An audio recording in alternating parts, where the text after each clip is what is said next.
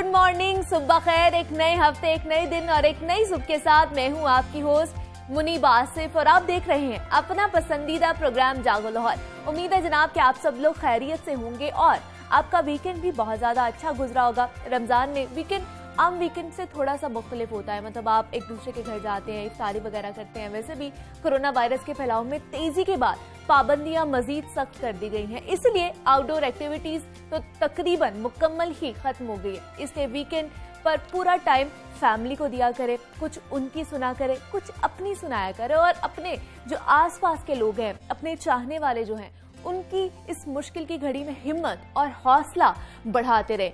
समाजी फासला आपने जरूर बरकरार रखना है, लेकिन जो दिलों में फासला है उसे नहीं बढ़ने देना। तो आज जिस मौजू पर हम बात करने जा रहे हैं वो इंतहाई अहम है। माह रमजान भी है, कोरोना वायरस की तीसरी लहर भी शिद्दत इख्तियार करती जा रही है और गर्मी की शिद्दत भी बढ़ रही है। तो ऐसे में हामला खवातीन की मुश्किलात में कई गुना इजाफा होता जाता है। हमल के दौरान हामिला खवातीन के जिस्म में बाज ऐसी तब्दीलियां वाक़या होती हैं जिनसे उनके किसी भी इन्फेक्शन के शिकार होने का खतरा मजीद बढ़ जाता है और उनकी किसी भी जरासीमी हमले से बचाव की सलाहियत भी कमजोर पड़ जाती है। कोविड-19 की वजह से, शदीद बीमारी की वजह से सूरत हाल मजीद खराब हो सकती है और इससे सांस लेने में दुश्वारी भी बढ़ सकती है। और जो खवातीन पहले से ही सांस की बीमारी में मुब्तला होने के खतरे से दो चार होती हैं, उनमें कोरोना से मुतासिर होने का खतरा भी बढ़ जाता है। हामला खवातीन में कोरोना वायरस का खदशा कितना ज्यादा होता है? क्या कोरोना वायरस मां से बच्चे में भी मुंतकिल हो सकता है? कोरोना वायरस से बचाव और खास तौर पर रमजान में हामला खवातीन को किन एहतियाती तदाबीर पर अमल करना चाहिए, इन सब बातों पर हमने आज बात करनी। हमारे साथ मौजूद हैं मारूफ गायनोकोलॉजिस्ट हैं डॉक्टर माहम जंजुआ। डॉक्टर माहम, मैं आपको खुशामदीद कहती हूँ। जागो लाहौर में कैसी हैं आप? ठीक ठाक, थैंक यू वेरी मच। मैं बिल्कुल खैरियत से हूँ, आप ठीक हैं? मैं भी बिल्कुल ठीक ठाक हूँ। डॉक्टर माहम, आज हम बात करें प्रेगनेंसी और कोरोना मसाइल के हवाले से। तो मुझे बताइए, कोरोना वायरस से मुतासिर माओं को हमल के दौरान किन किन मुश्किलात का सामना करना पड़ सकता है? देखें जी, कोरोना जो हमल है वो तो बजाते खुद एक औरत की सेहत का इम्तिहान है और उसमें वो मुख्तलिफ किस्म की पहले ही कैफियत से दो चार लड़ रही होती है, हाँ। दो चार होती है।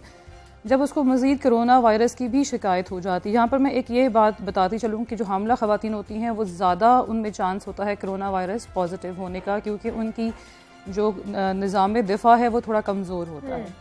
जब कोरोना वायरस भी हामला ख़वातीन पे हमला आवर होता है तो प्रेगनेंसी के जितने भी रिलेटेड मसाइल हैं वो तमाम जो हैं वो ज़्यादा हो जाते हैं। ठीक है। उनमें जैसे आपने जिक्र कर दिया, सांस ज़्यादा फूलना शुरू हो जाती है, खून की कमी ज़्यादा हो सकती है, बच्चे का टाइम से पहले पैदा होना शामिल है। अच्छा। माओं को अगर तेज़ बुखार हो जाए तो हॉस्पिटल में एडमिशन के चांसेस ज़्यादा हो जाते हैं। अच्छा। मतलब जितनी भी हम प्रेगनेंसी की जो है कॉम्प्लिकेशंस उनका जिक्र करें, कोरोना उनको बढ़ा ही देता है हमला माओं के अंदर। अच्छा, मतलब चांसेस ज्यादा हो जाते हैं कि उनकी बाकी जो बीमारियां हैं वो भी बढ़ जाएं। और एक जो और सबसे अहम बात है कि हामला खवातीन को जब आप आइसोलेट कर देते हैं, उनको फैमिली मेंबर से अलग कर देते हैं, तो उनको जो ख्याल रखना और जो एक डाइट है और वो सारा कुछ, वो निज़ाम बहुत मुतासिर हो जाता है। तो बहुत से अवामिल जो हैं वो मिल के उस औरत की मुश्किलात में मजीद इजाफा कर देते हैं। और डॉक्टर माहम, ऑलरेडी अगर वो हामला खवातीन किसी बीमारी का शिकार है तो कोरोना वायरस की वजह से वो और उसका बच्चा ज्यादा रिस्क पर आ जाता है? जी बिल्कुल, रिस्क। अच्छा, बच्चे को क्या, पहले दो तरह के रिस्क हैं। हाँ। जब भी एक हामला औरत को कोरोना वायरस का मसला होता है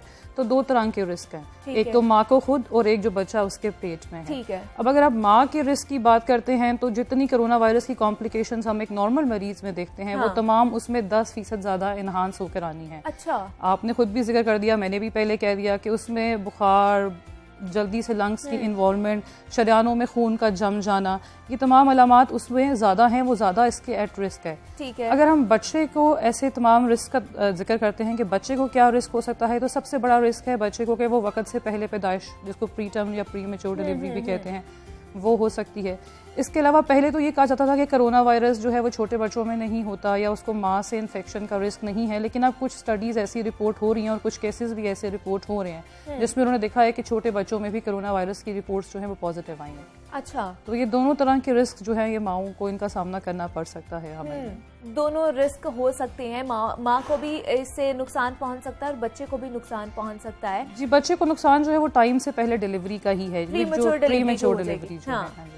ठीक है जी, प्री मैच्योर डिलीवरी का जो है वो चांस ज़्यादा हो जाता है। और जिन माओं को कोरोना हो तो क्या उनके बच्चे को भी कोरोना हो सकता है, मुतासिर हो सकते हैं? अच्छा, इसमें जो एक बात साफ है वो ये है कि जब तक बच्चा माँ के पेट के अंदर है उसको माँ से कोरोना वायरस जो है वो नहीं हो सकता। ठीक है। इस पे अभी तक जितना भी बैरूनी ममालिक में भी और इवन हमारे मुल्क में जितनी भी रिसर्च की गई है उसमें ये देखा गया है कि एक टर्म हम यूज करते हैं इन यूट्रो ट्रांसफर, कि माँ से बच्चे को यूट्रस के अंदर जो इन्फेक्शन ट्रांसफर हो सकती है वो यूजली अभी तक नहीं देखी गई, किसी भी रिसर्च ट्रायल में नहीं साबित हुई। हाँ, लेकिन जब एक बच्चा पैदा हो जाता है और माँ पॉजिटिव है, वो उसको हैंडल कर रही है, वो केयरफुल नहीं है, तो उस टाइम पे वो अपनी माँ से वो बीमारी जो है वो ले सकता है। अच्छा। तो इसलिए फिर जो माएँ पॉजिटिव होती हैं, जब उनको हम बच्चे को केयर का बताते हैं तो उनको एक्स्ट्रा गाइड करते हैं कि उन्होंने किस तरह हिफाजती इकदाम करने हैं, प्रॉपर फेस शील्ड्स पहननी है, हिफाजती लिबास पहनना है। ये नहीं कि वो केयर करना छोड़ दें, वो ज़रूर करें, लेकिन उनको एक प्रॉपर गाइड किया जाता है कि उन्होंने किस तरह से अपने बच्चे को संभालना है, उसका ख्याल रखना है, ताकि वो जो एक डेलिकेट टाइम पीरियड है उसमें माँ से बच्चे को इन्फेक्शन ना हो, ज़्यादा ना हो उनसे इन्फेक्शन। और अगर नौमौलूद बच्चे को अगर कोरोना के असरात हो गए हैं या हो गया है कोरोना, तो फिर वो ठीक होने के चांसेस उसमें कितने हैं? जी, जो नौमौलूद बच्चे होते हैं वो आमतौर पे ज़्यादा शिकार हो सकते हैं कोरोना का और इसके रिलेटेड जितनी भी कॉम्प्लिकेशंस हैं, क्योंकि उनका जो इम्यून सिस्टम है वो इतना अच्छा डेवलप नहीं होता। आमतौर पे कहा जाता है कि छोटे बच्चों में कोरोना की अलामात नहीं आती, ये बिल्कुल ठीक है, लेकिन जो न्यूनेट्स हैं, जो बिल्कुल नौमौलूद बच्चे होते हैं, उनमें ऐसा नहीं है, उनमें कॉम्प्लिकेशंस होने के चांस बहुत ज़्यादा हैं, उनका तो भी इम्यून सिस्टम ही डेवलप नहीं होता। बिल्कुल। उसमें जो सबसे ज़रूरी बात है वो ये है कि ऐसे बच्चों में को घर में लेके बैठना नहीं चाहिए। जैसे ही कोई अलामत ज़ाहिर हो, और अलामात क्या हैं, वही जो कि बड़ी पॉपुलेशन में आती हैं। फीवर हो सकता है, बच्चे दूध नहीं पीते, फीडिंग पुअर हो जाती है उनकी, फ़ौरन हॉस्पिटल्स में आए, किसी एक्सपर्ट डॉक्टर की ज़ेरे निगरानी उनका इलाज जो है वो करवाया जाए। ठीक होने का ताल्लुक ये है कि किस लेवल ऑफ द सिम्टम पे बच्चा डायग्नोज हो गया, कब वो एक्सपर्ट केयर के पास आ गया। जितनी जल्दी आप उसको ले आएंगे उतनी जल्दी उसके ठीक होने के चांसेस जो है वो ज़्यादा हैं। लेकिन अगर कोई कॉम्प्लिकेशन हो जाती है तो फिर रिकवरी के चांसेस उतने ही कम होते चले जाते हैं। अभी इस तरह के केसेस आ रहे हैं आप लोगों के पास? हाँ जी, जो चिल्ड्रन वार्ड्स हैं उन्होंने अब ये रिपोर्ट करना शुरू कर दिया है कि उनके पास ऐसे बच्चे छोटे आ रहे हैं जिनके अपनी बिल्कुल शुरू के दिनों में जो इन्फेक्ट हुए और फिर उनके पास एडमिट हुए, उनको ऑक्सीजन की ज़रूरत पड़ी, उनको इंजेक्शंस की ज़रूरत पड़ी, लेकिन अच्छा रिकवरी रेट है बच्चों का। जल्दी रिकवर कर गए हैं, ये कह सकते हैं? हाँ जी, रिकवर कर जाते हैं। आमतौर पे बहुत कम ही सुना है कि कोई बच्चा खुदा ना खास्ता कोरोना की कॉम्प्लिकेशन से इंतकाल कर गया हो। 1-2 केसेस रिपोर्ट हुए हैं पेशावर में भी और लाहौर में भी, लेकिन इसके अलावा ऐसा कुछ नहीं सुनने में आया। ठीक है। और आजकल डॉक्टर माहम, हम देख भी रहे, रमज़ान भी चल रहा है, तो इस तरह हामला ख़वातीन जो है क्या वो रोज़े रख सकती हैं या उनकी पे डाइट क्या होनी चाहिए? अच्छा, ऐसा है जी कि हमल जो है एक बड़ा लंबा जर्नी है, 9 महीने का जर्नी है, और बहुत सी ख़वातीन इस वक्त रोज़े रख भी रही होंगी, और हर बंदा एक डिफरेंट लेवल पे है। कुछ बिल्कुल शुरू के हमल में है, कुछ बिल्कुल आखिर के हमल में है। अगर तो आपका हमल बिल्कुल ठीक जा रहा है, उसमें और किसी किस्म की कोई पेचीदगी नहीं है, आपको शुगर का मसला नहीं है, किसी भी हामला औरत को हाई ब्लड प्रेशर का मसला नहीं है, खून की कमी नहीं है, आप हर लिहाज से ठीक हैं, तो रोज़ा रखने में कोई हर्ज नहीं है। आप अपने एनर्जी लेवल के मुताबिक, अपनी हिम्मत पे, अपनी ताकत पे और अपने डॉक्टर से इन लेज़ॉन उनके साथ राब्ते में रहते हुए रोज़ा रखा जा भी सकता है। अच्छा। लेकिन अगर आप किसी ऐसी कैफियत से 2-4 हैं, कोई पेचीदगी है, खून की शदीद कमी है, आपकी ब्लड शुगर लेवल कंट्रोल नहीं रहते, आपका ब्लड प्रेशर हाई हो जाता है, आपको गुर्दे का मसला है, आप अस्थमैटिक हैं, तो फिर चूँकि दवाइयाँ बार बार लेनी पड़ती हैं और बड़ी एहतियात से लेनी पड़ती हैं, तो बेहतर है, हम यही एडवाइस करते हैं कि एक इस्लाम ने भी जब आपको छूट दी हुई है कि आप बाद में कज़ा कर लें, तो बेहतर है कि ना रखा जाए। और जिस तरह हम बात भी कर रहे थे, बच्चों में अगर कोरोना हो जाए डॉक्टर माहम, तो क्या उनको जो हिफाजती टीके लगते हैं क्या वो तब लगवा लेने चाहिए अगर उनको कोरोना हो गया? जी, हिफाजती टीकों का जो स्केड्यूल है वो तो अपने टाइम के मुताबिक ही चलता रहता है, लेकिन कुछ जो इंजेक्शंस हैं उसमें शायद आपको डॉक्टर की हिदायत के मुताबिक अमल करना पड़ेगा उसमें। लेकिन जो अगर तो बेबी हॉस्पिटल में है तो वो तो फिर उसको अंडर केयर रखते हुए अपने स्केड्यूल के मुताबिक ही दे देंगे। बिल्कुल ऐसे। बाकी ये कि अगर आप बाद में कभी जब वो हॉस्पिटल में नहीं है तो फिर बेहतर है कि किसी डॉक्टर के अंडर केयर ही उसको वैक्सीनेशन करवाई जाए। लेकिन अगर बच्चा कोरोना का शिकार हो गया है तो उसको क्या हॉस्पिटल में रखना ज़्यादा सही है या घर में उसकी टेक केयर करना? मेरा नहीं, बेबीज जो हैं they should be in the, वो उनको उन अस्पतालों में होना चाहिए जहाँ पे उनके लिए ऑक्सीजन की फैसिलिटीज़ हैं, जहाँ पे उनको इंजेक्शन लग सकते हैं, जहाँ पे हर वक्त जो डॉक्टर्स हैं वो मौजूद रहते हैं। ऐसी बहुत सी फैसिलिटीज़ जो हैं वो गवर्नमेंट सेक्टर में, तो हमारे जो सरकारी अस्पताल हैं उनमें बहुत अच्छे अच्छे वार्ड्स हैं और बहुत अच्छी फैसिलिटीज़ हैं। तो ये तो एक मैसेज होना चाहिए कि जैसे ही आपका बेबी बीमार होता है, उसमें कोरोना टेस्ट पॉजिटिव आता है, बराए मेहरबानी उसको डॉक्टर्स की केयर में ज़रूर लेकर। क्या अगर हॉस्पिटल में भी रखा जाएगा उसको अलग रखा जाएगा? क्योंकि अगर बड़े पेशेंट्स की बात की जाए तो आइसोलेशन में रखा जाता है। हाँ सॉरी, मैं आपकी बात काट दी। पीडियाट्रिक जो वार्ड हैं उनमें भी कोरोना आइसोलेशन यूनिट्स बने हुए हैं, उनकी एक अलग स्पेसिफाइड टीम्स हैं, उनके अलग वार्ड्स हैं, उनके अपने बेड्स हैं, और ये हर जगह पे ऐसा ही हो रहा है। मतलब उनको हेल्दी बच्चों के साथ मिक्स नहीं किया जाता।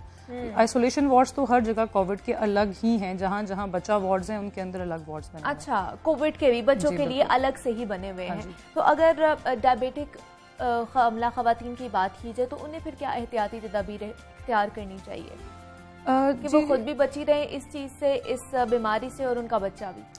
कोरोना वायरस से बचने का जो सबसे अहम तरीका है वो हुकूमत पाकिस्तान भी पिछले पूरे साल से हमें बता रही है कि एहतियात करें, SOPs पे अमल करें, मेहरबानी करके घरों में रहें, अपने जब घर से बाहर निकलें ज़रूरत के तहत तो मास्क ज़रूर पहने, भीड़ वाली जगहों में ना जाएं। तमाम SOPs तो वही हैं।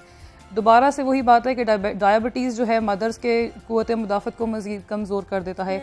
एक हमल, फिर ऊपर से डायबिटीज़, तो ये दोनों फैक्टर्स ऐसे हैं कि आपको तो बहुत ज़्यादा चांस है कि डायबिटीज़ वाले पेशेंट को कोरोना वायरस की प्रॉब्लम हो सकती है। तो उनके लिए जो सबसे इम्पॉर्टेंट काम है कि वो SOPs पे अमल करें और प्रिवेंशन जिस हद तक कर सकते हैं वो करें। अब अगर हो गया, एक डायबिटिक मदर है, उसको कोरोना वायरस पॉजिटिव आ गया, तो प्लीज़ अगला जो सबसे इम्पॉर्टेंट स्टेप है वो ये है कि अपनी हेल्प सीख करने में, अपने डॉक्टर से रब्ता करने में डिले ना किया जाए। डिले ना करें। जो एक प्रॉब्लम देखने में आ रही है कि लोग पहली कोशिश ये करते हैं किसी तरह घर में ही चीज़ों से मेडिकेशन कर लें या खुद से ही सब चीज़ों को देख लें। एग्जैक्टली। लेकिन आपके अगर इतने रिस्क फैक्टर्स हैं, आपकी सेहत ख़राब है, तो पहली फुर्सत में आप अपने डॉक्टर से ज़रूर रब्ता करें और उसकी अंडर केयर, उसकी अंडर गाइडेंस जो एक तरीक़ेकार है इलाज का, वो ज़रूर शुरू किया जाए। और डॉक्टर माहम, बहुत सी खवातीन जो है हामला खवातीन, वो टाइप 2 भी डायबिटिक की होती हैं, क्या उनको भी फिर यही प्रोसीजर इख्तियार करना चाहिए? हाँ जी, अक्सर में टाइप 2 डायबिटीज़ जो है वो डायबिटीज़ होती है जो कि विमेन को, खवातून को पहले से चल रही होती है। अच्छा। और ड्यूरिंग प्रेगनेंसी भी फिर कंटिन्यू हो जाती है। ठीक है। जो प्रेगनेंसी में नई डायबिटीज़ डेवलप होती है उसको हम GDM या जेस्टेशनल डायबिटीज़ कहते हैं। अच्छा। दोनों डायबिटीज़ का एक ही तरीक़ेकार है इलाज का और एक ही एहतियाती तदाबीर हैं दोनों के लिए। ठीक है। और अगर खुराक की बात की जाए, अगर आपने जिस तरह कहा कि अगर खातून ठीक है, उसका ब्लड लेवल भी ठीक है, सब कुछ ठीक है, तो वो रोज़ा रख सकती है, तो अगर सहरी और अफ्तारी की बात की जाए तो क्या उनको खुराक में लेना चाहिए फिर?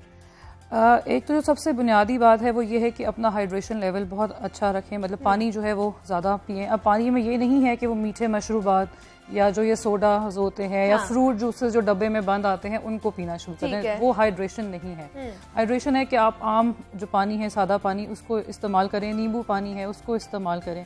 दूसरा, ऐसे तमाम चीज़ों को सहरी में खाने से इज्तनाब करें जो कि दिन में आपको कोई फ़ायदा नहीं पहुंचाते। फ्राइड आइटम्स या फ्राइड फूड्स हैं, या जो लोग बहुत ज़्यादा जंक फूड्स आजकल खाते हैं, पिज़्ज़ाज हैं, बर्गर्स हैं, इनका सहरी में खाने से आपकी सेहत पे, आपके एनर्जी लेवल पे कोई फ़र्क नहीं पड़ेगा।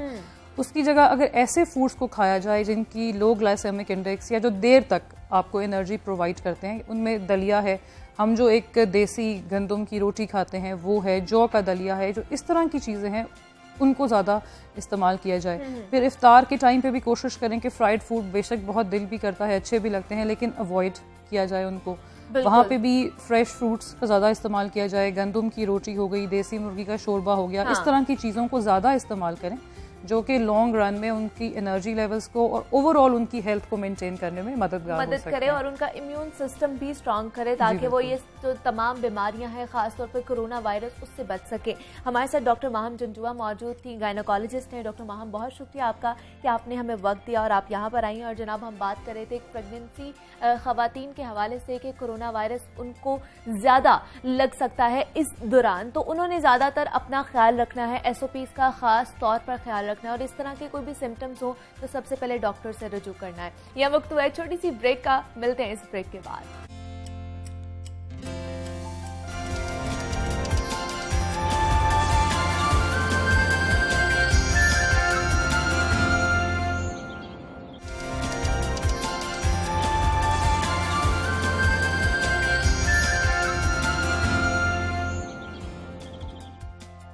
वेलकम बैक टू जागो लाहौर। नाजरीन, आगे बढ़ते हैं और आपको बताते चलूं कि ख्वाजा मीर दर्द ने क्या खूब कहा था कि दर्द दिल के वास्ते पैदा किया इंसान को, वरना तात के लिए कुछ कम ना थे करो बयां। और हकीकत भी यही है कि इंसान की जिंदगी का असल मकसद इंसान और इंसानियत की खिदमत होता है, और अगर ये खिदमत उनकी हो जिन्हें खुदा का रूप कहा जाता है तो क्या ही बात है। नाजरीन, बच्चे माशरे के खूबसूरत तरीन हिस्सा होते हैं और उनकी तकलीफ सबसे ज्यादा महसूस की जाती है। पाकिस्तान में एक अंदाजे के मुताबिक सालाना 60,000 बच्चे दिल के अमराज के साथ पैदा होते हैं और बच्चों के दिल के अमराज का कोई भी बड़ा इदारा मौजूद नहीं है।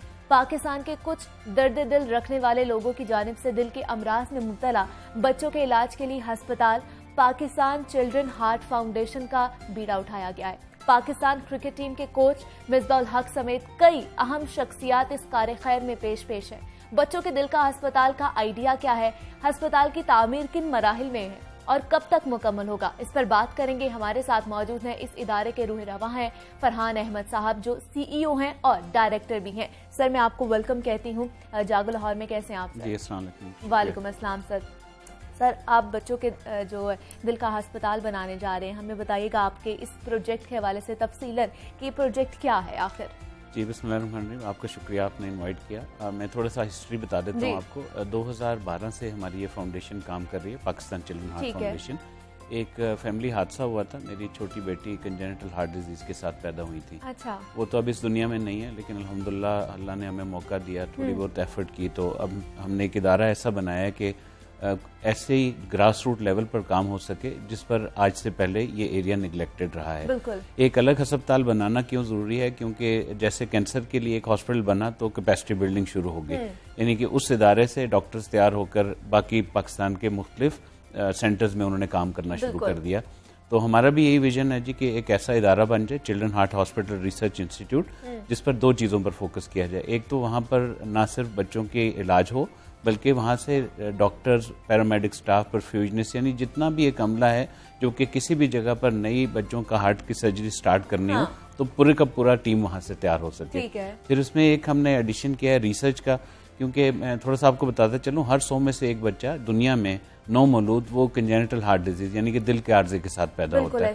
पाकिस्तान में ये शरह ज्यादा है। इसकी दो वजूहात सुनने में आती हैं। एक तो ये है कि मदर की न्यूट्रिशन का ख्याल उस तरह नहीं रखा जाता। अच्छा। जैसे उसको खुराक यानी प्रॉपर देनी चाहिए। दूसरा, जो कजन मैरिजेज हैं, ये भी एक बहुत बड़ा इफेक्ट हो सकता है पैदाइशी दिल के अमराज में इजाफे का। तो इसके लिए रिसर्च जरूरी है और ये देखा जाए कि क्या वाकई ही ये तहकीकात के बाद कि भाई इन चीजों को अवॉइड किया जा सकता है या नहीं। और ये आपकी है, तो इंस्पिरेशन की अगर बात की जाए तो किससे इंस्पायर हुए आप इस आइडिया के लिए? आइडिया कहाँ से आया? जी, जैसे मैंने अर्ज किया कि घर में एक हादसा हुआ, तो जैसे ही जब आयशा हमारे साथ रही, कोई अल्लाह ने उसकी ज़िंदगी रखी 3 साल, तो वो 3 साल हमें बार बार डॉक्टर्स के पास जाना, उसका इलाज करवाना, उसकी एक सर्जरी का टाइम था, तकरीबन 2 हफ्ते हमें हॉस्पिटल में गुजारना पड़े। तो उस सारे टाइम में ये पता चला कि बेशक एक है जिसके पास पैसे नहीं है और ऐसे लोग हैं जिनके पास पैसे हैं भी, उनके लिए भी पूरी फैसिलिटीज मौजूद नहीं है। बिल्कुल ऐसे ही है। तो उसी टाइम में फिर हमने एक आइडिया डिस्कस किया, उन्हीं डॉक्टर्स के साथ डिस्कस किया जिन्होंने आयशा का इलाज किया। तो वहीं से फिर बात सामने आई कि भाई गवर्नमेंट के डेफिनेटली इदारे में अच्छे काम हो रहे हैं, लेकिन जो डिजीज बर्डन है वो एब्सोल्युटली डिफरेंट है एज कम्पेयर टू जो करंट फैसिलिटीज है। तो इंस्पिरेशन तो यही थी जी, बस अल्लाह ने हमें हिम्मत दी और तौफीक अल्लाह और देते रहे कि हम इसमें अपना हिस्सा डालते रहें। आमीन इंशाल्लाह। और हम चाहते भी हैं कि ऐसे जो इक़दामात हैं आप उठा रहे हैं, इसको आगे तक लेकर जाएं। तो सर, ये बेशक बहुत मुश्किल काम है, इतना बड़ा प्रोजेक्ट बनाना कोई आसान काम नहीं है, बहुत सी मुश्किलात भी आपको इसमें दरपेश आई होंगी, उसके बारे में हमें बताइए। जी, मैं हमेशा जी पॉजिटिव साइड ज़्यादा देखता हूँ। तो जो अभी तक अल्लाह ने फजल फरमाया है और इंशाल्लाह आगे भी अल्लाह फजल फरमाएंगे कि हमारे इदारे ने आज तक तकरीबन 2398 यानी टोटल 2400 बच्चों की हार्ट सर्जरीज और उसके प्रोसीजर को सपोर्ट किया है। अच्छा। और तकरीबन 87 करोड़ रुपया इकट्ठा होकर इन बच्चों की हार्ट सर्जरीज और ट्रीटमेंट पर लग चुका है। ठीक है। अब हॉस्पिटल का प्रोजेक्ट है तकरीबन 2 अरब और 15 करोड़ का, जिसमें इंशाल्लाह 150 बेड में से 75 बेड फर्स्ट फेज में इंशाल्लाह फंक्शनल हो जाएंगे। अच्छा। तो डिस्करेजमेंट तो ज्यादा नहीं होती, बस ये है कि कुछ दोस्त छोड़कर चले गए। वो इसलिए क्योंकि बार बार फोन करना कि भाई अब ये मसला है, अब आप इतने पैसे इकट्ठे करने, वो छोड़ना भी नहीं चाहिए। मतलब ये कहना चाहिए कि मतलब इस पूरी जर्नी में ऐसे हुआ लोगों ने फ़ोन उठाने छोड़ दिए, लेकिन ये बस पार्ट ऑफ द जर्नी है। लेकिन अल्हम्दुलिल्लाह डिस्पाइट ऑल चैलेंजेस अल्लाह ने बहुत फजल फरमाया है, सब लोग साथ हैं और अल्लाह का शुक्र है यहाँ तक हम लोग पहुँच गए हैं जी। बिल्कुल ऐसा ही है। तो सर मुझे बताइएगा, क्या इसके लिए मशीनरी और डॉक्टर्स आपके पास मौजूद हैं? जी बहुत अच्छा सवाल है। हमने जी चूंकि हॉस्पिटल का प्रोजेक्ट तकरीबन 14 महीने का है, इसमें ग्रे स्ट्रक्चर, फिनिशिंग और इक्विपमेंट वगैरह डालकर टोटली 24 मंथ्स लग जाएंगे। तो हमने अभी से University of Lahore teaching hospital ने हमें एक operation theatre free of cost दे दिया है। अच्छा। और 4 बेड का आईसीयू उन्होंने हमें फ्री में दिया हुआ है। ठीक है। तो हम लास्ट कोई 2 सालों से हमने अपने डॉक्टर्स वहां पर हायर किए हैं, अपनी नर्सेज हायर की हैं, अपना जो बेहोशी के डॉक्टर हैं वो आते हैं। तो एक पूरी टीम पैरेलल उस सिस्टम में ऑलरेडी तैयार हो चुकी हुई है। अच्छा। तो वी आर ऑलरेडी गॉट 40 से ज्यादा हमारा अपना पैरामेडिक स्टाफ है। अच्छा। तो जैसे इंशाल्लाह ये बिल्डिंग बन जाएगी तो वो 40 को 80 करना आसान हो जाएगा जी। मतलब अभी तक बिल्डिंग बनी नहीं है, लेकिन फिर भी आप वो जो काम है उसको जारी और सारी रखे हुए हैं, वो रुका नहीं है, जो आपने सोचा है वो आप कर रहे हैं। तो इस अस्पताल को चलाने के लिए आपने जिस तरह बताया भी उतना ही बजट चाहिए या उससे ज्यादा भी लग जी सकता है? एक बच्चे की हार्ट सर्जरी पर तकरीबन 4.5 से 5.5 लाख का खर्चा आता है। अच्छा। और हमारा साल का टारगेट होता है, हमको 365 सर्जरीज करवाते हैं, यानी रोज हमें ना इस फाउंडेशन को चलाने के लिए 4.5 से 5.5 लाख रुपए चाहिए होता है। अच्छा। तो अल्लाह का फजल है, अल्हम्दुलिल्लाह लास्ट ईयर हम लोगों ने कुछ 470 बच्चे ऑपरेट करवाए। तो यही भी मैं आपके प्रोग्राम के तवज्जुह से नाज़रीन से ये रिक्वेस्ट करना चाहता हूँ कि एक है हम प्लानिंग करते हैं और एक है अल्लाह की प्लानिंग होती है। तो हम जो है ना वो कोशिश 365 करते हैं, अल्लाह अल्हम्दुलिल्लाह हर साल जो है ना 400 से ज्यादा 450 इस तरह। तो इस दफा भी हमारा असल में पैंडेमिक में चैलेंजेस तो हैं, क्योंकि बहुत सारे लोगों ने कोरोना की वजह से जो पॉवर्टी है उस पर फोकस कर लिया। तो लेकिन ये बच्चे भी उतने ही इम्पोर्टेंट है जैसे कोई और जो है ना चैलेंज मुआशरे में है। तो अल्हम्दुलिल्लाह जी चीज़ें तो बेहतरी की तरफ चल रही हैं। बिल्कुल। तो यहाँ पर सर जो भी बच्चा आता है, वो चाहे अमीर हो वो चाहे गरीब हो, उनका मुफ्त इलाज ही होता है? जी हमने जी एक क्राइटेरिया रखा हुआ है फाइनेंशियल इवैल्यूएशन का, क्योंकि 4.5 से 5.5 लाख रुपया किसी एक साहिब हैसियत को भी इकट्ठा करना पड़े तो मुश्किल हो जाती है। तो हम ये पहली रिक्वेस्ट पेरेंट्स से करते हैं, आप कितना हिस्सा डाल सकते हैं। ठीक है। कुछ हैं जो कि 10% डालते हैं, कुछ है 50% डालते हैं, कुछ है कुछ भी नहीं डालते। तो बस हमारा ये है कि जो पेरेंट अपने बच्चे को लेकर आ जाए उसको इलाज जरूर मिल जाए। अच्छा। वो 100% फ्री भी अल्हम्दुलिल्लाह हुए हैं और पेरेंट का पोर्शन डालने के बाद भी बच्चों की सर्जरीज हुई हैं जी। ठीक है। तो सर अगर एक बच्चा पैदा होता है तो उसमें क्या ऐसी अलामात आए और हमें पता चले कि इसको दिल की तकलीफ है? जी बहुत अच्छा सवाल है आपका। अभी एक तो एक स्टेप पहले है कि मदर की वाइल प्रेगनेंसी में भी अब ऐसे टेस्ट आ चुके हुए हैं जो कि बता सकते हैं कि ये जो बच्चा है ये दिल का आर्जा लेकर पैदा होने वाला है। अच्छा। तो एक तो इस पर भी जरूर फोकस की जाए कि भाई जब भी एक रेगुलर वो जो अल्ट्रासाउंड होता है उसमें डॉक्टर को इंडिकेशन हो तो भाई उसको लाइट ना लिया जाए, उस पर जरूर किसी माहिर डॉक्टर से मिल लिया जाए। दूसरा कुछ इंडिकेशन होती है पीडियाट्रिशियन, जैसे ही बच्चा पैदा होता है तो एक बच्चों का एक डॉक्टर पैदाइशी उसको चेक करता है। उसमें 2 चीजें ज्यादा इंपॉर्टेंट हैं। एक तो बच्चे की हार्ट की जो साउंड है ना उसमें मर्मरिंग की साउंड होती है, जो डॉक्टर्स हैं ये इजीली उसको आइडेंटिफाई कर लेते हैं। यानी कि एक साउंड इस तरह हार्ट बीट हो रही है लेकिन उसमें से एक थोड़ी सी हार्ट बीट मिस हो रही होगी। अच्छा। और दूसरा जो पल्स ऑक्सीमीटर आपने देखा होगा कोरोना में तो बहुत एक्टिव है, तो वो जहां पर बच्चे की सैचुरेशन कम नजर आए तो इसका मतलब है ये 2 चीजें हैं कि बच्चे को खुदा न खास्ता शायद हार्ट का मसला हो। अच्छा, चूंकि मदर के पास बच्चा लेट पहुंचता है, यानी कि ये इनिशियल जो है ना स्क्रीनिंग के बाद, अब बच्चा जैसे ही मदर से फीड ले रहा है या कोई नॉर्मल फीड दी जा रही है और उसको बार बार जो है ना वो नमूनिया की शिकायत हो रही है, उसको बार बार खांसी आ रही है, बार बार उसका ये जगह ब्लू हो रही है, उसकी नाखून जो है वो अंदर की तरफ मुड़ रहे हैं। तो ये कुछ चीजें हैं जिसमें पेरेंट्स को अगर बच्चा थोड़ा सा ब्लूइश लगे, क्योंकि कंजेनिटल हार्ट डिजीज यानी पैदाइशी दिल के आर्जे में इनको ब्लू बेबीज कहा जाता है। आप इजीली उस बच्चे को देखकर आइडेंटिफाई कर सकते हैं कि उसमें ब्लड कम नजर आ रहा होता है लेकिन उसका चेहरा, उसका पूरा जिस्म ना ऐसे ब्लूइश हो जाती है। करेक्ट जी। तो कहीं पर ऐसी इंडिकेशन हो तो जी जरूर अपने जो है ना इमीडिएटली डॉक्टर से राब्ता करें। और फिर पूरे मुल्क में तकरीबन 30 से 35 बच्चों के हार्ट के कार्डियोलॉजिस्ट हैं जो कि एडल्ट नहीं आइडेंटिफाई कर सकते कि बच्चे के दिल में सुराख कितना बड़ा है। तो ये स्पेशलाइज फील्ड है, तो वो उसमें स्पेशलाइज डॉक्टर्स के पास जाएं और वो फिर डॉक्टर्स आगे उनको रेफर करेंगे कि भाई ये सर्जरी का केस है या थ्रू एंजियोग्राफी ये रिपेयर हो सकता है। ठीक है। तो मिनिमम कितनी उम्र हो बच्चे की जब उसका इलाज शुरू हो जाए? जी अल्हम्दुलिल्लाह हमारे इदारे ने 3 दिन का बच्चा जी ऑपरेट हुआ सक्सेसफुली। और आज माशाल्लाह उसकी जिंदगी अल्लाह ने रखी और बेहतरीन जिंदगी गुजार रहा है। और ऐसे ही है जी, पैदाइश के फौरन बाद ये डॉक्टर्स आइडेंटिफाई कर लेते हैं कि फौरन उसका इलाज होना है, क्या हम इसको थोड़ा डिले कर सकते हैं। तो पहले क्या उसका पूरा प्रोसीजर करते हैं आप, मेडिकेशन पे लगाते हैं, या पहले ही अगर उसकी वर्स्ट सिचुएशन है तो सर्जरी करते हैं? जी, जैसे 3 दिन की मैंने आपको एग्जांपल दी, तो ये डॉक्टर्स ही आइडेंटिफाई करते हैं कि इमीडिएटली सर्जरी होनी है या इसको पहले मेडिकेशन में थोड़ा अर्सा यानी कि जो बच्चे की ग्रोथ हो जाए तो फिर सर्जरी की तरफ आया जाए। इसमें एक चीज़ बड़ी इंपॉर्टेंट मैं बताना चाहता हूँ कि जैसे ही कभी बच्चे की हार्ट की सर्जरी होती है ना, तो एडल्ट की तरह वो 2-3 हफ्ते नहीं वेट करता। माशाल्लाह, अल्लाह का ऐसा खास करम है बच्चों पर कि वो दूसरे-तीसरे दिन ही ठीक हो जाते हैं और वो अपनी नॉर्मल जिंदगी की तरफ वापस आ जाते हैं। यानी कि 10 साल का बच्चा है, अगर उसकी छाती खुले और उसका पूरा सर्जरी हो तो वो तीसरे-चौथे दिन दौड़ना भागना शुरू हो जाता है। अच्छा, माशाल्लाह, उनमें इतनी हिम्मत अल्लाह की तरफ से पैदा हो जाती है कि वो उसी तरह सेहतमंद होकर अपनी जो चहलकदमी है या जो वो भाग रहे होते हैं वो करना शुरू कर देते हैं। सर, हमने देखा है कि हमारे जो पड़ोसी मुल्क है वहाँ पर अब बच्चों के जो दिल के अमराज हैं उनमें ट्रांसप्लांट भी होना शुरू हो गया है, क्या यहाँ पर है? ये आपने कैसा सेंसिटिव टॉपिक शेयर किया, मैं चाहूँगा इस पर थोड़ी सी आपको हिस्ट्री बता दूं।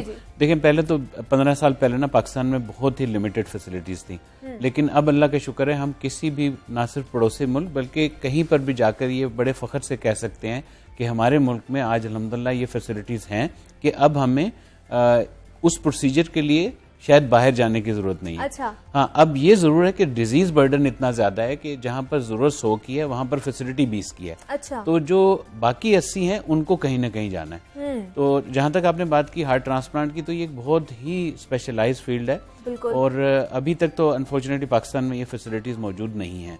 इसीलिए हम ये इदारे पर इंशाल्लाह फोकस कर रहे हैं कि ये इदारा बन जाए तो फिर हार्ट ट्रांसप्लांट पर भी एफर्ट हो सके। यहाँ पर भी कर सकते हैं। असल में हार्ट ट्रांसप्लांट में 2-3 चीजें बड़ी क्रिटिकल हैं। एक तो जैसे ही बच्चे का हार्ट को ट्रांसप्लांट होता है ना, तो उसमें जिसका हार्ट लिया जा रहा है और जिसमें डाला जा रहा है वो 24 आवर का टाइम है।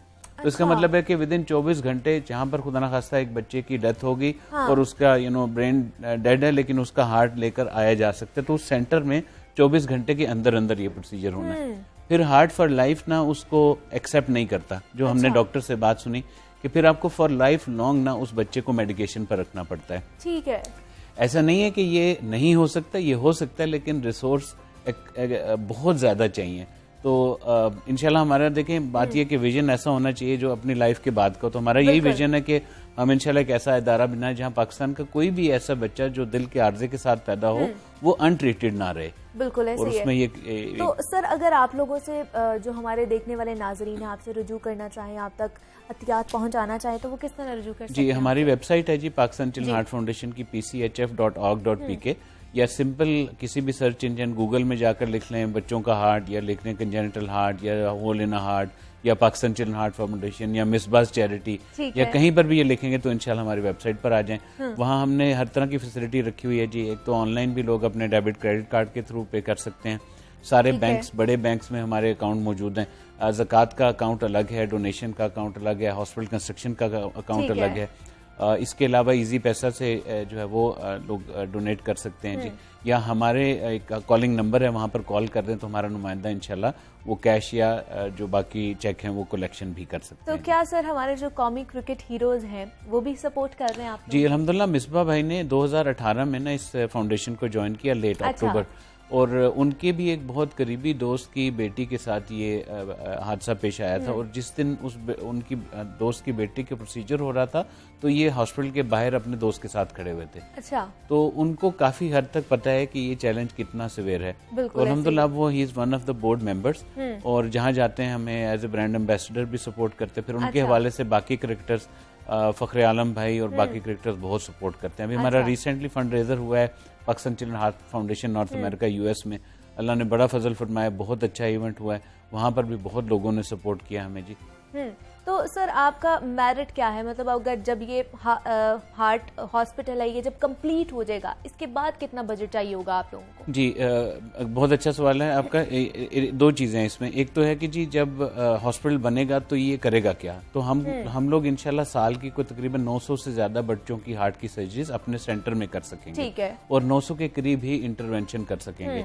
तो ये एक पहलू है कि अब जहाँ तक बात है कि इसको चलाने के लिए क्या फंड्स चाहिए, तो बनाने के लिए तकरीबन 2 अरब चाहिए, और अगर आप इसको सिंपली मल्टीप्लाई करने 1000 को इंटू 450 तो तकरीबन 45 से 90 करोड़ साल का चाहिए होगा। बिल्कुल ऐसे और अल्लाह का शुक्र है हमारे जो कौम है ना जी, वो कभी भी किसी मसले को हमें अकेला नहीं छोड़ती। मैंने तो हमेशा देखा कि अगर आपका कॉज सही हो और आप वो वाकई जो पैसा इकट्ठा हो रहा है वो उस जगह पर सही लग जाए तो लोग बहुत खुल कर देते हैं जी। बिल्कुल ऐसे ही है, और पाकिस्तान में हमने देखा भी है कि लोग बड़ा ही सपोर्ट करते हैं। अगर इस तरह का फलाही काम में बढ़ चढ़ कर अगर इनसे भी आप रजू करना चाहते हैं तो हम भी यही दरखास्त करेंगे कि उन्होंने बताया है कि ऑनलाइन आप इनसे रजू कर सकते हैं, वेबसाइट पर जाके इनको जिस भी काम में आपने हॉस्पिटल की तामीर में अगर डोनेशन देनी है, आपने अतियात देने हैं, आपने ज़कात भी देनी है तो आप इनको दे सकते हैं और वो मुस्तहिक लोगों तक ही पहुंचेगी। फरहान अहमद साहब हमारे साथ मौजूद थे, CEO हैं पाकिस्तान चिल्ड्रन हार्ट फाउंडेशन के। सर बहुत शुक्रिया कि आपने हमें वक्त दिया और आप यहाँ पर आए हैं। जनाब हमने और भी बात करनी है आपसे, लेकिन यहाँ वक्त हुआ है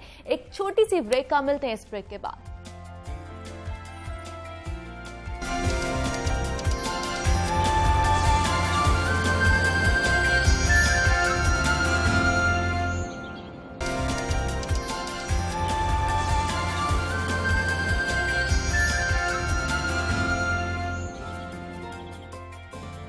वेलकम बैक टू जागो लाहौर। जनाब माह रमजान का बाबरकत महीना बड़ी तेजी के साथ गुजरता जा रहा है। दूसरा अशरा यानी अशरा मगफिरत शुरू हो चुका है, तो कोशिश करें कि इस फजीलत और रहमतों वाले महीने में जितना हो सके अल्लाह ताला की खुशनुदी हासिल करें। माह रमजान भी है, सुबह का वक्त भी है, तो अगर नाते रसूल मकबूल का एहतमाम हो जाए तो क्या ही बात है। मेरे साथ एक ऐसे बासलाहियत और खूबसूरत आवाज़ के हामिल नात खान मौजूद हैं जो जब नबी अकरम सल्लल्लाहु अलैहि वसल्लम की मदह सराई करते हैं तो एक समा बन जाता है। उनकी ज़बान में नाते रसूल मकबूल सल्लल्लाहु अलैहि वसल्लम भी सुनते हैं और बातचीत भी करते हैं। मेरे साथ मौजूद हैं सना खान मुस्तफ़ा, कारी मोहम्मद फ़याज़ चिश्ती साहब।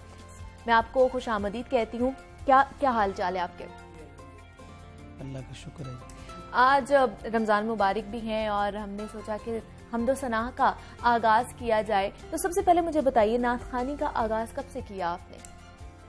नात खानी का आगाज़ बस बचपन में ही सी। वालिद साहब हाफ़िज़ कुरान थे। अच्छा। और आलिम दीन हैं, वो इमाम मस्जिद थे, तो उनको देख देख के यहीं से शौक़ शुरू हो गया था। हाँ। तो उनकी नातें सुन कर यहीं से उन्हीं से सीखा। फिर आपने इंस्पिरेशन वही आपके बने? जी वही मेरे उस्ताद हैं। हाँ। सब कुछ मेरे वही उस्ताद हैं और वालिद साहब से ही सीखा है। पहली नात की अगर बात की जाए तो किस उम्र में आपने पढ़ी थी? पहली नात मैंने तकरीबन 12 साल की उम्र थी मेरी। अच्छा। और कसीदा बुर्द शरीफ से मैंने स्टार्ट किया था। अच्छा।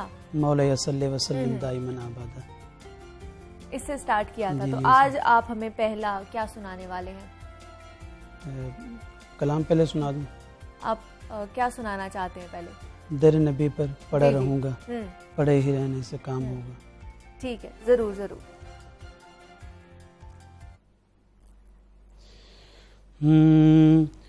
दर नबी पर पड़ा रहूंगा, पड़े ही रहने से काम होगा। कभी तो किस्मत खुलेगी मेरी, कभी तो मेरा सलाम होगा। खिलाफे माशूक कुछ हुआ है, ना कोई आशिक से काम होगा। खुदा भी होगा उधर ही है दिल, जिधर वो आली मकाम होगा।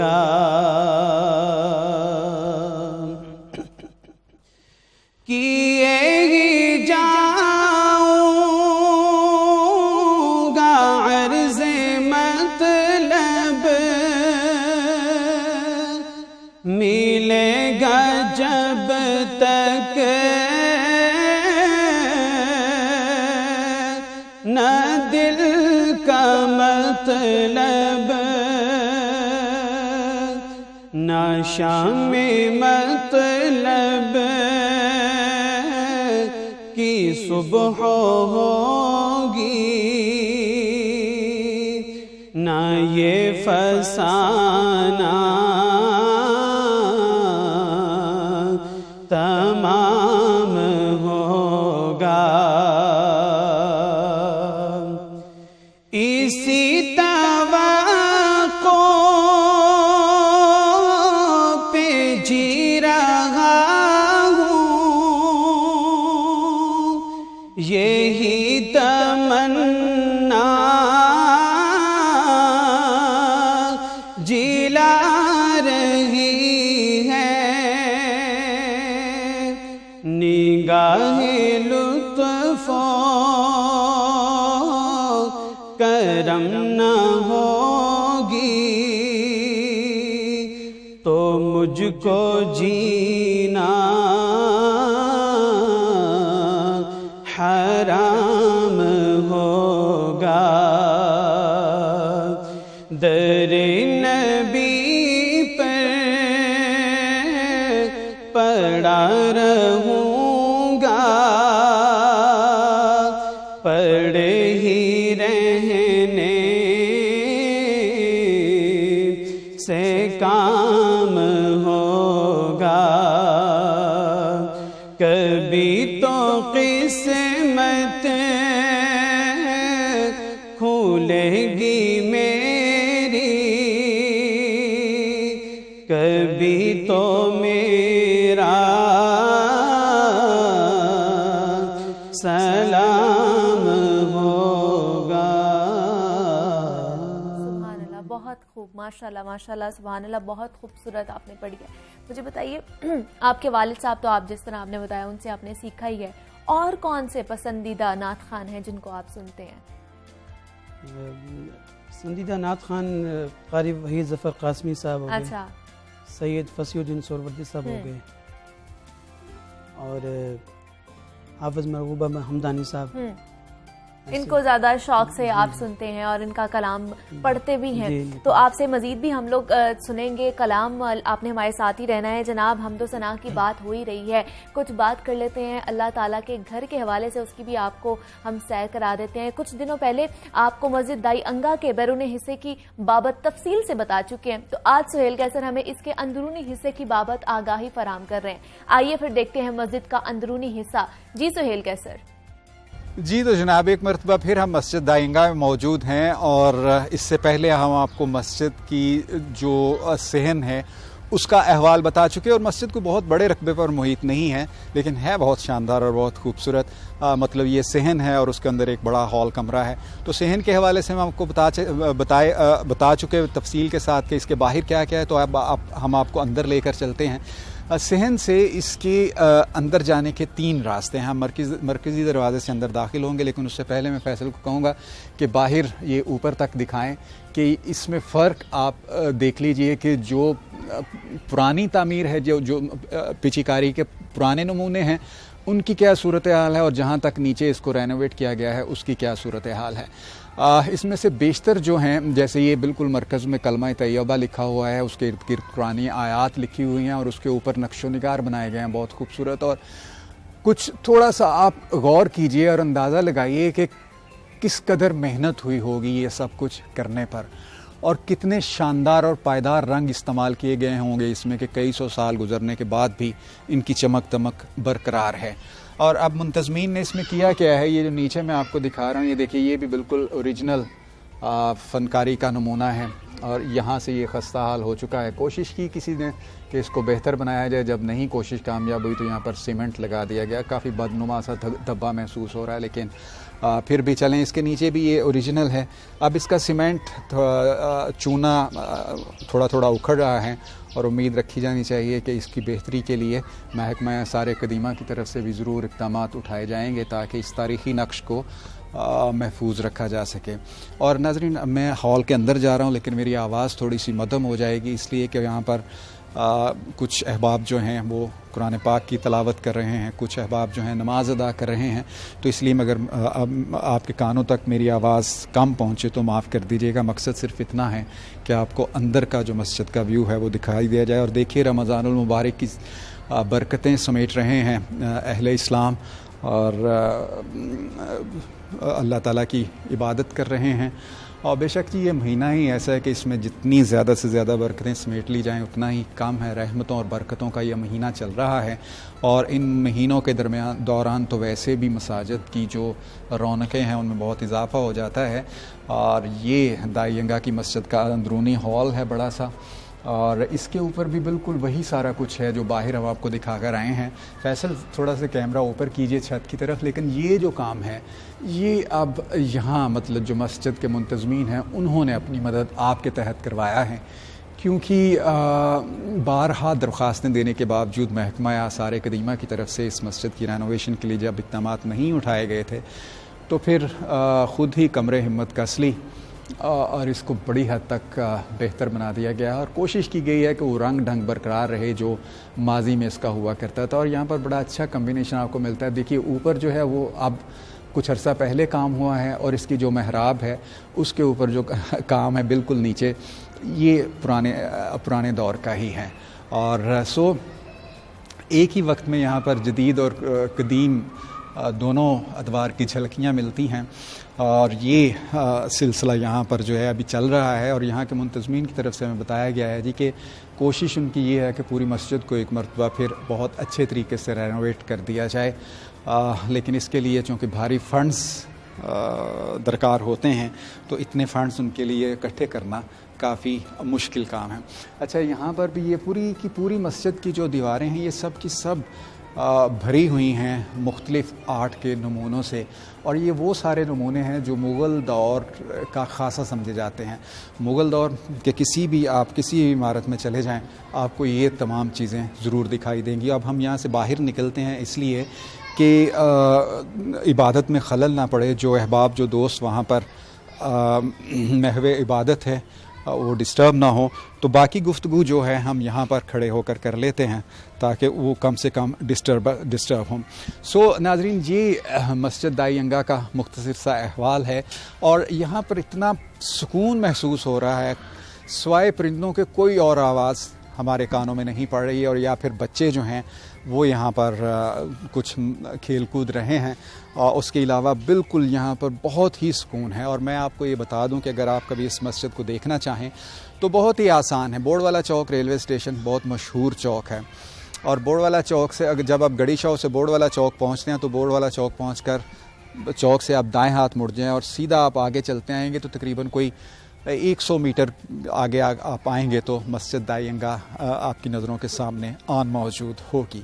सो ज़रूर इस मस्जिद का विज़िट कीजिए। बहुत शानदार मस्जिद है, देखने से ताल्लुक़ रखती है। वैसे तो सभी मसाजिद जो हैं काबिल एहतराम हैं, लेकिन वो बाज़ चीज़ें ऐसी होती हैं, बाज़ मुकामात ऐसे होते हैं जिसमें तारीख़ का अंसर भी शामिल हो जाता है तो उसकी दिलकशी जो है वो बहुत बढ़ जाती है। सो मस्जिद दाईयंगा भी उन्हीं मसाजिद में से एक मस्जिद है। हम आपसे ज़रूर कहेंगे कि कुछ सैर तो हमने आपको करवा दी, ये मस्जिद हमने आपको दिखा दी, अब आप भी किस वक्त टाइम निकालिएगा और अपने बच्चों के साथ मस्जिद दाईयंगा का विजिट ज़रूर कीजिएगा। बिल्कुल ऐसे ही है। सुहेल कैसर ने हमें मस्जिद दाईयंगा की तफसीलन बाबत के हवाले से बताया है। बहुत शुक्रिया सुहेल कैसर आपका। और जिस तरह बता भी रहे थे कि ख़ास तौर पर रमज़ान में एहतमाम किया जाता है इबादात में मसाजिद में, तो हमारे साथ कारी मोहम्मद फ़याज़ चिश्ती मौजूद हैं। उनसे जानते हैं कि जिस तरह पहले हमने देखा रमज़ान में बहुत सारा महाफिल जो हैं वो सजाई जाती थी, इबादात का सिलसिला जारी रहता था, कोरोना की वजह से कोई इस पे फ़र्क पड़ा? देखिए जी, मसाजिद में आने से तो माशाल्लाह बरकत ही होती है जी। बिल्कुल, अल्लाह ताला के घर में आना चाहिए और SOP का ख्याल रखते हुए अच्छा आप तशरीफ़ लाएं तो ज़्यादा से ज़्यादा इस महीने में कुरान पाक की तिलावत करनी चाहिए और प्यारे आका सल्लल्लाहु अलैहि वसल्लम की बारगाह में दुरूद शरीफ का नजराना पेश करें। बिल्कुल ऐसा ही है। तो इसी की बरकत से इंशाल्लाह कोरोना के आप शिकार नहीं होंगे इंशाल्लाह। और हम इसी रमज़ान के महीने में भी हमारी भी यही दुआ है और आप सबकी यही दुआ होनी चाहिए कि जो वबा है ये जल्द से जल्द हमें ये टल जाए हमारे ऊपर से और हम ये जो मुश्किल हालात से दो चार हैं हम इससे निकल पाएँ। अब आप हमें कौन सा कलाम सुना रहे हैं, कौन सी नात मैं सुना रहे कसीदा बुर्दा शरीफ के चंद अशार हैं? जरूर जरूर। मौलाया सल्ली व सल्लिम दाइमन अबदन अला हबीबिका खैरिल खल्क़ि कुल्लिहिम हुवल हबीबुल लज़ी तुरजा शफ़ाअतुहु हुवल हबीबुल लज़ी तुरजा शफ़ाअतुहु लिकुल्लि हौलिम मिनल अहवालि मुक़तहिमी मौलाया सल्ली व सल्लिम दाइमन अबदन अला हबीबिका खैरिल खल्क़ि कुल्लिहिम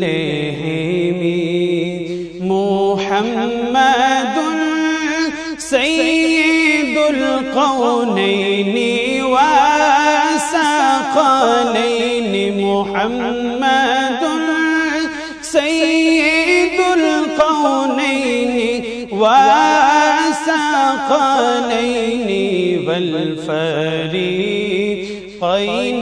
मिन अरबिन व मिन अजमी मौलाया सल्ली व सल्लिम दाइमन अबदन अला हबीबिका खैरिल खल्क़ि कुल्लिहिम या रब्बी बिल मुस्तफ़ा बल्लिग़ मक़ासिदना या रब्बी बिल मुस्तफ़ा बल्लिग़ मक़ासिदना वग़फ़िर लना मा मदा या वसीअल करम मौलाया सल्ली व सल्लिम दाइमन अबदन अला हबीबिका खैरिल खल्क़ि कुल्लिहिम। माशाल्लाह माशाल्लाह, बहुत ही खूब, सुभान अल्लाह, बहुत ही खूब। जनाब, मुझे आपने इजाज़त देनी, उम्मीद करती हूँ कि आज का प्रोग्राम आपको पसंद आया होगा। जाते जाते मोहम्मद फ़याज़ से एक और नात सुनेंगे। आपका भी बहुत शुक्रिया कारी मोहम्मद फ़याज़ कि आपने हमें वक्त दिया और आप यहाँ पर आए और इतनी अच्छी आपने हमदो सना की है। अल्लाह ताला का जो कलाम आपने पढ़ा है आपको भी पसंद आया होगा। मुझे आपने इजाज़त देनी, अल्लाह हाफ़िज़।